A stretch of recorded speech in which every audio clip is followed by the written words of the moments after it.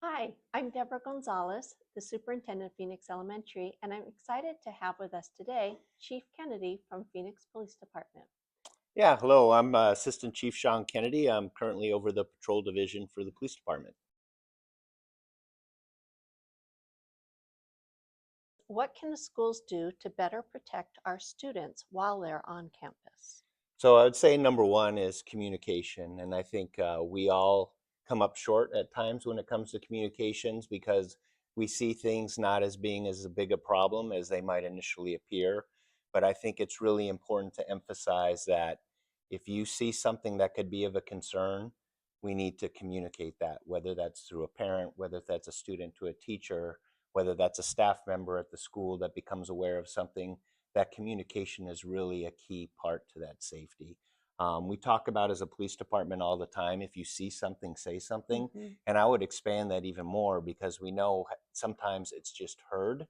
Well, if we hear something, we need to say something too, because that gives us first steps to be able to address it before it actually does become a problem. So that communication is always key. And then I think the other thing with school safety is that when something does come to our attention, we need to bring the right resources to the table because we know it's not always a police problem. It's something the administration can handle, something a school counselor can handle. So we always want to make sure we bring those right resources to the table whenever those issues materialize. Yes, and I think that's such a great example. I know we're so grateful when students report overhearing something, and we have to take everything very, very seriously. And sometimes that raises the alarm of the families and is it safe to send them to school? But through our threat management process, we're really able to understand, is this something that we need a school social worker to help us with? Is this something that we do need police presence on? And it's great that we have such a nice relationship because we're able to call and you guys respond so quickly anytime we have an issue. So we do appreciate that. So, along those lines of if you see something, say something, what are the ways that we want people to communicate when they hear something or see something that's causing them to have concern? So obviously, I think it's important to have a dedicated either line, email, or person that everyone knows this is who they can reach out to. With that, I think it's also important for students to know that they have a safe place they can go to report these things. Because I know there's always that concern of student perception when a Mhm. student has to or wants to share something and they want to do it privately. So we want to create that safe space for Right. them.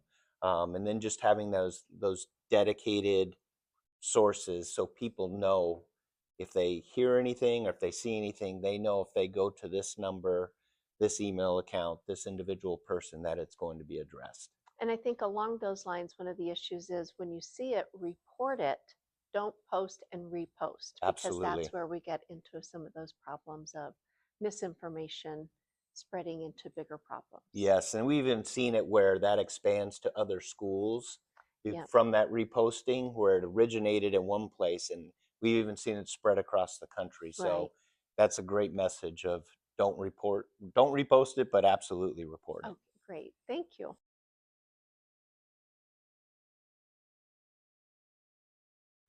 So, Chief Kennedy, as a school superintendent, we talked about how it's you can never over communicate, and yet we also have the sensitivity to what do we communicate and how do we do a better job of communicating our safety plans at our schools? Because as you know, we go through really extensive plans every year, but how do we communicate those without inadvertently giving information to potential bad actors in trying to be transparent about the plans? Yeah, no, that's a great question because that is a concern because we want to be as transparent as possible with uh, the parents and knowing that they have a concern of how things are going to be handled if an emergency arises at a school. So even though we don't want to get into those operational details, I think there are some small tidbits that we can share with the parents in terms of, if there's an emergency, what that communication is going to be to the parents, what their expectation is. Obviously, we do not want them rushing to the school, but then we also want to let them know, hey, there is a reunification plan Yeah. that's part of this process. We will tell you exactly where to go. We will communicate that information.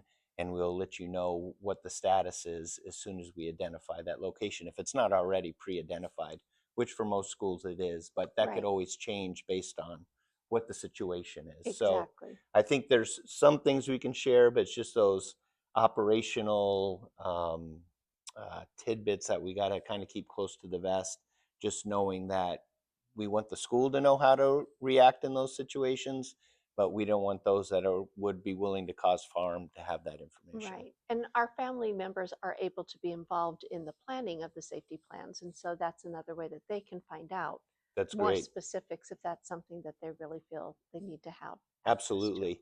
And then obviously, it's always good to include some of the parents Yeah. in those safety plans so they can, provide their own information. I mean, a lot of the parents have a wealth of knowledge when it Yeah. comes to those things, and they can provide some things that we don't even think about sometimes. So I think that's a huge part of the process, and just creates a better environment for everybody, Yeah. knowing that, hey, we didn't just create this plan in a bubble. We reached out to experts. We got parents input. We got police input. Right. We looked at models, locally and across the country as to what those best practices are. Yeah.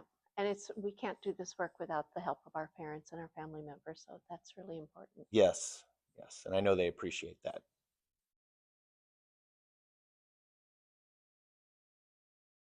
So tell us about the steps that are taken when a threat is made, such as a weapons threat or an online posting of a threat. So that's going to be immediately cause a response for our patrol response. They're going to work with our Homeland Defense Bureau to discover, hey, is this something that was, like we talked about, was it reposted from another threat that's Hmm. been online? Or is this something that's more immediate that we need to take attention quickly? They're going to follow up if there is that immediate follow up, try to identify who posted the threat and then how viable it is. And like I Okay. said, is it something that someone did as a prank? Is it someone that, and we can usually tell once we start to dig into these things if it's something that's a sense of urgency, and we will communicate that with the school immediately and allow the school to take the steps they need if it's something of a more imminent nature, versus something that's, kind of looking that it's a line of a prank. But even if it is a prank, we're going to take all steps to ensure that it's not more something egregious, and we'll follow up with the student, the parents, and anyone Yeah. else that was involved. And I know last year we had a rash of those prank threats Mm-hmm. that you saw across the nation, Yes. and several here in our district and across the valley. And I know that we partnered to say if we find the people who are doing that, the students making those, we will move to file charges against them for a threat against an educational institution. So it's really important that our families Mm-hmm. understanding what your child is posting, who they're talking to, who they're friends with is really important because it can have really serious consequences, even though it might seem like it's a funny prank at the time. Yes, absolutely. And I know parents try to respect their child's privacy, but at the same time, the parents really need to know who their friends are, who their acquaintances are, and really need to look at their social Yeah, media to see who they're having contact with, because sometimes a lot of that stuff can be prevented just right. by that parent's engagements with their student. Absolutely.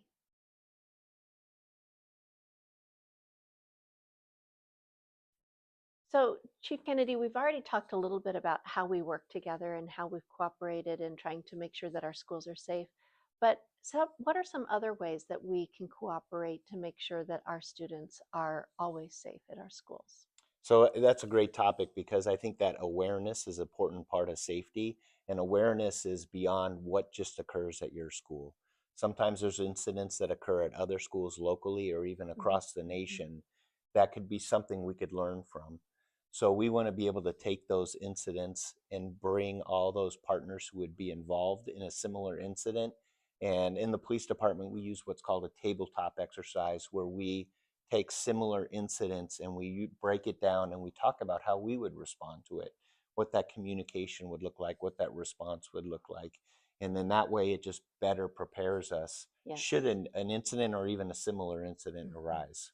And fortunately, we have some examples from some of those tabletop incidents that we use with our leaders across the district at all levels of the organization to do that same kind of training and awareness so that when something happens, they at least have something in their memory bank that says, oh, wait, I know how to respond to this. That's great. Yeah, I think that's great. It's a huge benefit, and it just prepares you so much more to have an effective and coordinated response should an Mhm. issue arise. And knowing that you're always just a phone call away, I can't tell you how much that means to all of us, that you and your entire team have just been amazing in responding to any questions or issues that come up. So No, thank you. that's great to hear. We appreciate that, and like I said, the relationships are how what makes us both successful.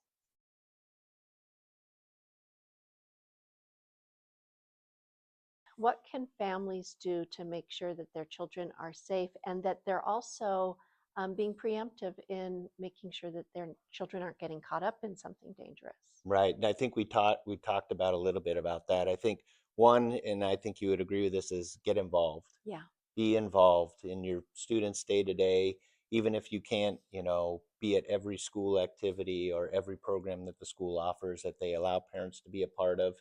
But talk to your student, ask how their day was going, what are some concerns, what are the things that they're experiencing, I think is all critically important. yeah, So that plays a big part of it. And I just think that communication, like we talked about, being aware of, students, friends, acquaintances, having access to their social media, yeah. and that constant communication is really key.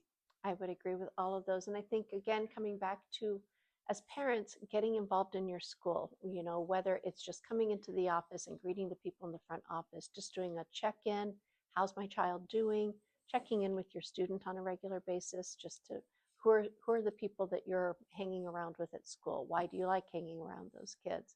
And like you said, checking the social media. I think since we've done away for the day with our mobile devices for our students, the students will tell you there's less drama, but that doesn't mean the drama goes away at the end of the Sure. day. So being able to keep that up and make sure that parents are also part of monitoring that, that can really help. Absolutely. We can all use break from our phones from time to Yes. time.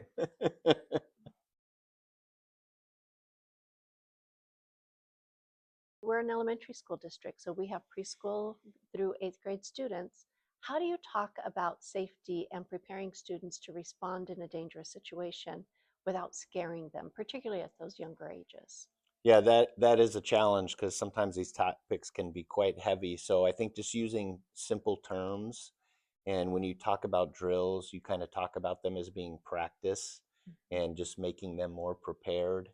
Not that something bad's going to happen, but as you study for a test or you prep for an exam, well, we're going to practice in this way. So if there's some type of emergency, we're going to know exactly what to do. Right. And that way, we're all going to be that much more calm and be able to handle the situation because we've worked together to practice it together, just like we do everything else in school. Yeah, I think that's a great message to give our students and our families as well. That this is practice. Yes, Doesn't mean something's going to happen. It's right. just helping us be ready if it does. Yep, absolutely. We get this question frequently. So if we Mm. have to call Phoenix PD, how do you actually respond in an actual emergency? And how quickly would a family member expect to have communication? So we are going to respond immediately. So the closest officer that is to that school is going to immediately respond Mhm. to the school. Once they get to the school, they are going to make contact with a school official, hopefully, to get a better understanding what's occurring, and then direct resources into that school based on what that need is. So it will happen. It'll happen very quickly, depending on what that situation is. That officer might wait for more resources or he might just take action immediately at that time. So for us, it's to get there as quickly and safely as we possible, link up with that school official, and then take that immediate action if necessary. And if not, then make sure those resources are Mhm. coming to get us what we need. And then in terms of communication, you work very, very closely with our own communications team. And Yes. we try to make sure that we have a variety of different ways in which we can get communications out to parents, but we try to make sure that in the information that we're giving them, it's succinct and precise to telling them what the situation is and what they can expect. And generally, we might have to have several communications as the situation is developing. We've been fortunate that we've never had to be in this situation, but just thinking about worst case scenario, we may not have all the information we need at, in, a, in an immediate fashion, but we will Right. communicate with families to keep them posted. Yeah, so we do the same thing. So we would work with you because Mhm. obviously we'd want the school to take the lead on a lot of that messaging because that's important that that Yeah, messaging gets out to parents first. But then at the same time, we use, social media, the yeah, Facebook, the Instagram, and everything else to help with that information. So we'll make sure it's consistent to what you're yeah, putting out. And then just so we can reach more people with that information, we would obviously take that and post that as yeah, well. yeah. We appreciate, and that's another reason the partnership and the relationship is so important. Yes, Yeah. agreed.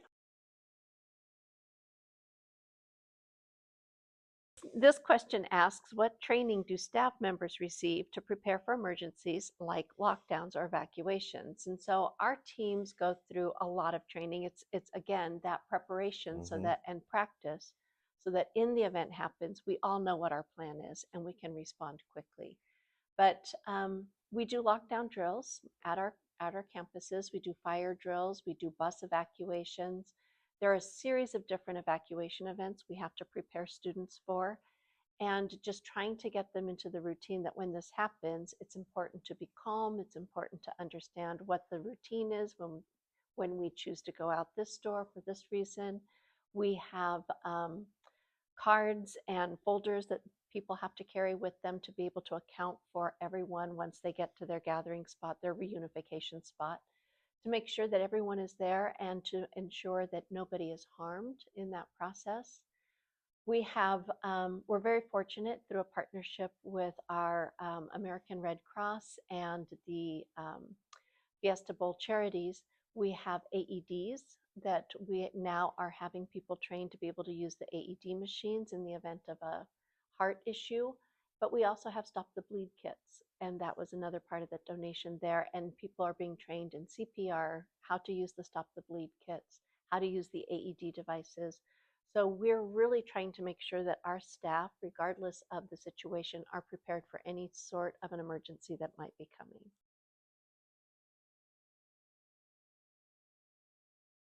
So, Chief Kennedy, we've talked a little bit about trying to be respectful of student privacy, but Hmm. how is student privacy protected when you are looking at a potential security issue with a threat made?